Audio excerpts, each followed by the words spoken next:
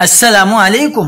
افغانستان سے میچ جیتنے کی خوشیاں اچانک ماتم میں تبدیل، پشاور فائرنگ سے گونج اٹھا، دل دہلا دینے والے حادثے پر کوہرام مچ گیا، ہر آنکھ اشکبار۔ کیا آپ حالات حاضرہ سے آگاہی حاصل کرنا چاہتے ہیں؟ خبر کے پیچھے چھپے اصل حقائق جاننا چاہتے ہیں تو ابھی سبسکرائب کیجئے دل مل پاکستان کو اور ساتھ ہی گھنٹی کے نشان پر کلک کر دیں۔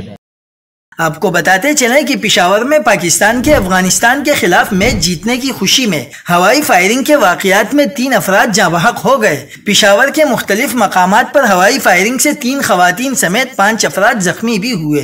پشاور پولیس کے مطابق ہوائی فائرنگ میں ملوث 41 افراد کو گرفتار کر لیا گیا۔